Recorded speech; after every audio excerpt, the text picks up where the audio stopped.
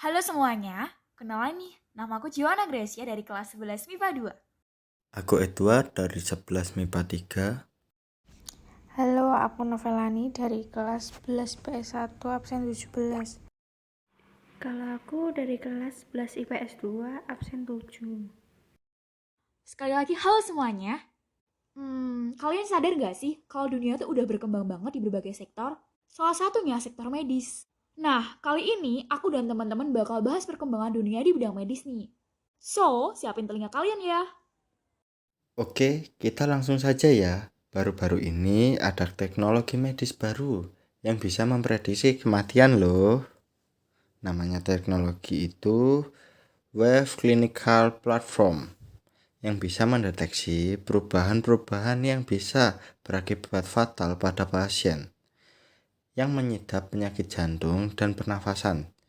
Jadi, alat ini akan mendeteksi perubahan-perubahan yang terjadi dalam tubuh pasien. Caranya, dengan mengirimkan semacam alarm setiap saat pada tubuh pasien drop. Bedanya sama monitor di ICU biasa, si Wave Clinical Platform ini bisa memprediksi sampai maksimal 6 jam sebelum pasien diramalkan meninggal. Jadi, pihak medis dan keluarga bisa punya waktu lebih banyak buat menyelamatkan pasien dari kematian. What do you think about this, guys? Menurutku alat ini membantu banget sih untuk pasien yang mengalami gangguan jantung dan pernafasan agar dapat ditangani segera. Apalagi saat ini banyak warga Indonesia yang terkena infeksi saluran pernafasan karena kebiasaan buruk yang mereka lakukan, seperti merokok, jarang berolahraga, dan berlebihan dalam menggunakan parfum. Hah? Menggunakan parfum bisa mengganggu pernafasan ya? Iya, parfum bisa mengganggu pernafasan kalau digunakan secara berlebihan. Itu karena parfum sebagai zat asam mengandung berbagai kandungan sintetis yang dapat memicu asma sinuitis dan ispa. Parfum bersifat asam karena memiliki pH kurang dari 7 dan membuat kertas lakmus merah tetap berwarna merah, serta membuat lakmus biru menjadi merah. Menurut Arrhenius, ketika dimasukkan dalam air, zat asam akan menghasilkan ion hidronium, sedangkan basa akan menghasilkan ion hidroksida ketika ditaruh di dalam air. Contoh asam kuat adalah asam klorida, asam nitrat, dan asam sulfat, sedangkan basa kuat adalah natrium hidroksida, litium hidroksida, dan kalium hidroksida. Seperti yang aku bilang tadi, pengguna parfum yang berlebihan dapat mengganggu sistem pernafasan karena dapat memicu asma. Penggunaan parfum yang berlebihan dapat memicu asma karena adanya respons yang berlebih terhadap aliran pernafasan seseorang. Kondisi seperti ini dapat memicu kondisi penderita asma menjadi semakin memburuk.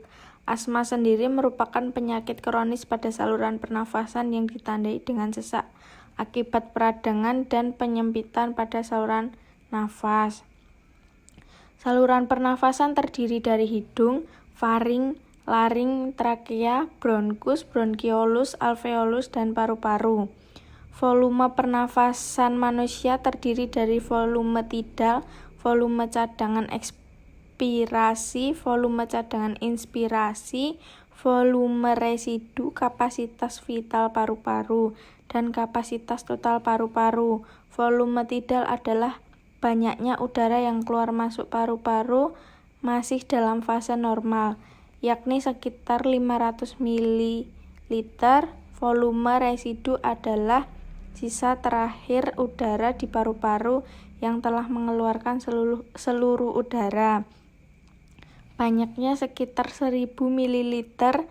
FYI, kecepatan bernafas seseorang dipengaruhi oleh berbagai faktor loh.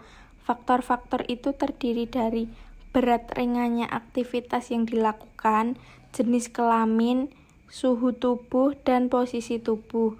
Oh iya, pernafasan pada manusia terdiri dari pernafasan dada dan pernafasan perut.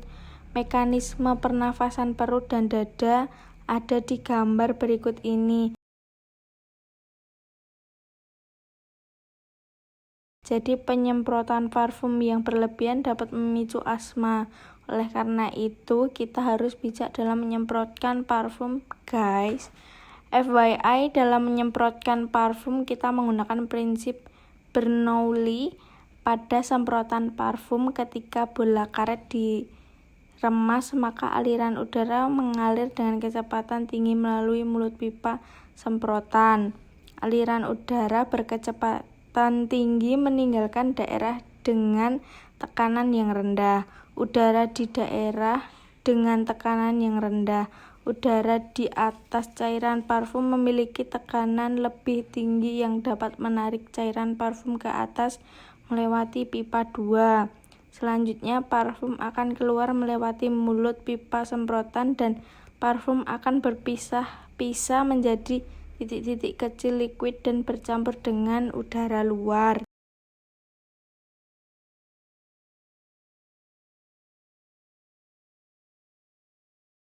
Oh, begitu. Aku baru tahu. Thanks infonya.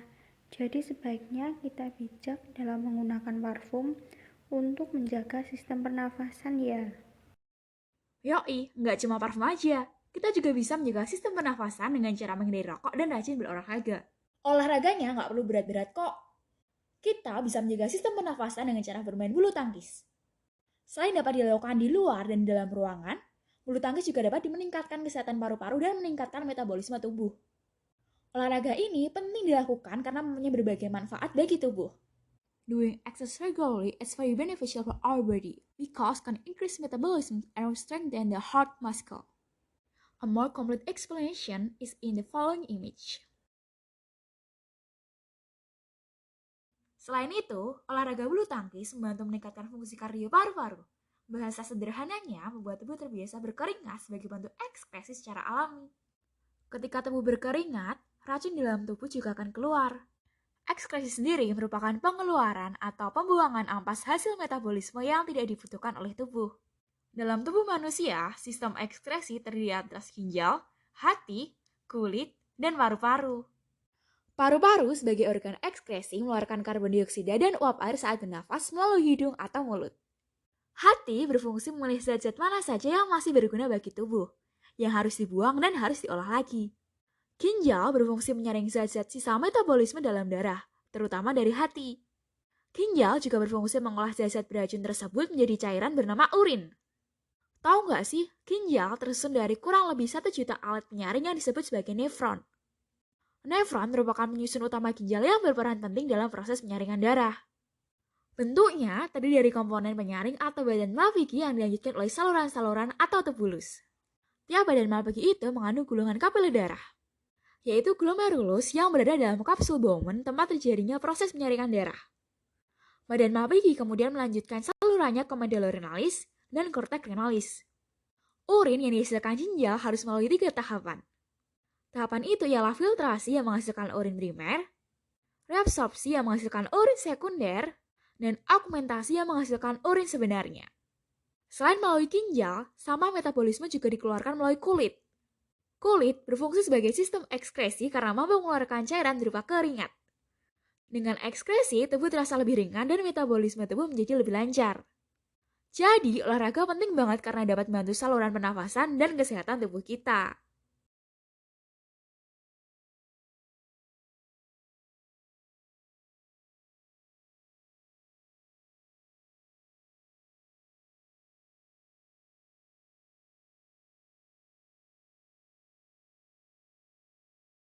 Aku setuju banget dengan C.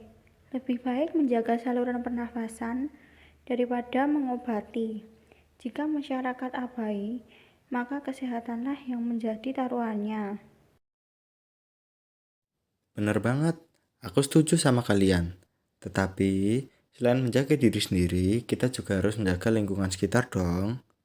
Dengan menjaga lingkungan sekitar, kita sudah menjadi garam dan terang dunia.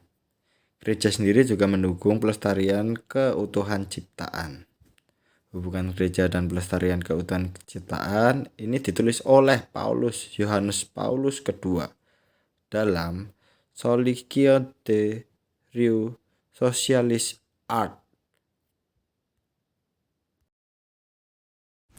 Nah, cara menjaga lingkungan sekitar ini bisa dengan berpergian menggunakan sepeda agar tidak menambah polusi udara, menanam pohon, tidak membuang sampah sembarangan, dan memanfaatkan limbah seperti limbah bangun ruang menjadi benda yang bernilai jual. Contohnya dengan mengelola limbah plastik bekas menjadi botol yang bernilai jual dengan cara mensterilkan limbah plastik bekas, lalu mengekstrak limbah plastik bekas tersebut dan menjatuhkan biji plastiknya. Setuju banget. Menjaga lingkungan perlu dilakukan, terlebih lagi di Indonesia. Kemerdekaan ini tidak mudah kita dapatkan, jadi harus kita jaga lingkungannya. Dengan menjaga lingkungan, sama saja kita melaksanakan sikap nasionalisme atau cinta tanah air. Nasionalisme adalah salah satu paham yang memengaruhi pergerakan nasional. Nasionalisme merupakan paham atau ajaran untuk mencintai bangsa dan negara sendiri. Tahu nggak sih, nasionalisme sudah ada sejak akhir abad ke-18. Nasionalisme muncul pertama kali di Eropa dan di Amerika, seperti Inggris, Prancis, Jerman, Italia, dan Amerika Serikat. Di Indonesia, nasionalisme mulai muncul sejak abad ke-19 dan abad ke-20. Awal kebangkitan nasionalisme di Indonesia berawal dari lahirnya Budi Utomo yang didirikan oleh Wahidin Sudirohusodo dan Sutomo. Oh iya, penerapan nasionalisme nggak berhenti di menjaga lingkungan saja. Di kehidupan sehari-hari, sikap nyata nasionalisme dapat dilakukan dengan memakai produk dalam negeri, menjaga nama baik bangsa, atau melestarikan budaya asli Indonesia seperti menyanyikan tembang Gambuh. Tembang Gambuh sendiri merupakan bagian tembang mocopat yang berisi tahapan manusia yang sudah bertemu orang yang tepat dan sesuai. Contoh tembang Gambuh ada di gambar berikut ini.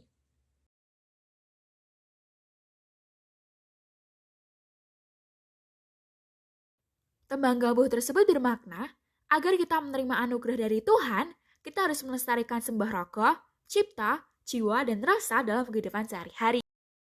Oh iya, selain itu, di tengah era digital ini, kita juga bisa memupuk nasionalisme loh.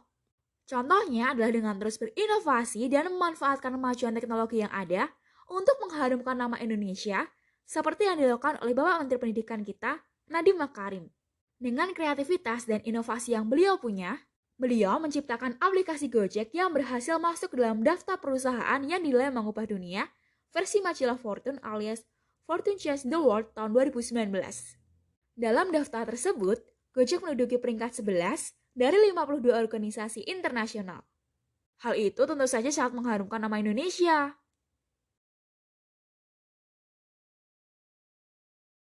Bener banget, aku setuju sama kamu. Kita harus menjaga lingkungan dan melestarikan budaya Indonesia, serta bersikap nasionalisme, apalagi penduduk Indonesia tidak sedikit, terutama di Pulau Jawa. Pulau Jawa merupakan pulau terpadat di Indonesia, terlebih lagi jumlah penduduk di Jawa Timur. Menurut artikel Liputan 6 dengan headline, berdasarkan provinsinya, jumlah penduduk Jawa Timur saat ini mencapai 40,67 jiwa dengan luas wilayah provinsi 48,6 ribu km persegi.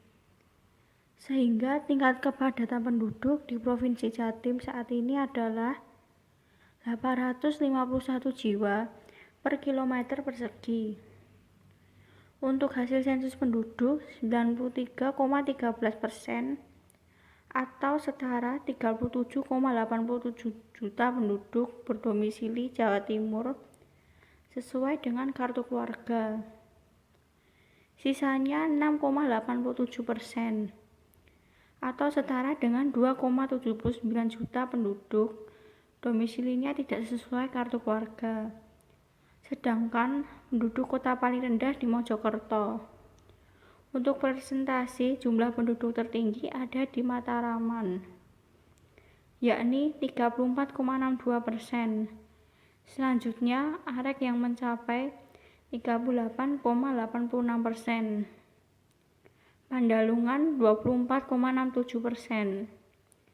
Dan Madura 9,85%. Nggak terasa nih, informasi yang kita share hari ini udah banyak banget. Ya nih, sekarang waktunya kita buat undur diri. Dadah semuanya! Dadah, see you and have a nice day.